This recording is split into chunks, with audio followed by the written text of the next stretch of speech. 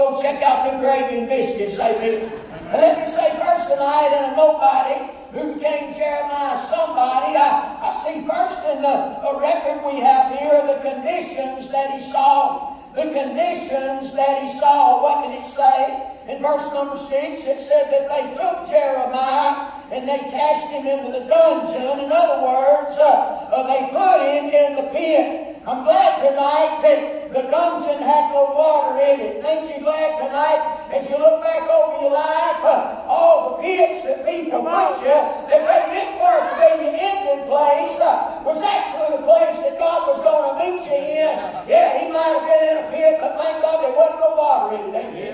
But there was some mire, that he was sinking in. What was this dungeon, preacher? Well, if you'll study out dungeons, you'll find this. Dungeons are dark places. They're places that have no light. They're dangerous places. What did it say? That Jeremiah was sinking in the mire. It was a desperate place. What did it say? It said he had no bread there. Amen. There wasn't nothing to feed on or sustain him.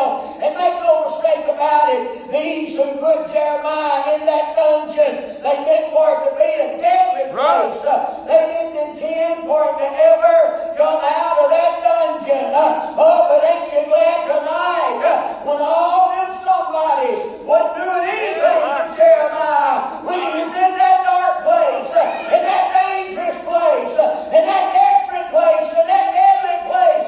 Ain't you glad God had a nobody named Evangelist that he was going to give him a burden? And as we're here tonight, think back over your life, that all those people, the world don't know them, and they're not famous, but I tell you who they are. They was difference makers in your life, and God raised them up for such a time as this to be a help to somebody like me and you. Boy, here's Jeremiah's in this dungeon. I see the priests are doing nothing, the other prophets are doing nothing, the people are doing nothing. It took a nobody. It took a nobody to become Jeremiah somebody. I see the compassion or the conditions that he saw, but I see the compassion that he shows. The compassion that he shows. What did he do? Well, it said in verse number 8, Evangelist went forth out of the king's house, and he spake to the king. Here's a nobody, I'm talking about a slave named Evangelist, just a nobody that had got nothing. In the world's eyes, he was a nobody with nothing. But I tell you what he did have, he had access to the king. Right. He had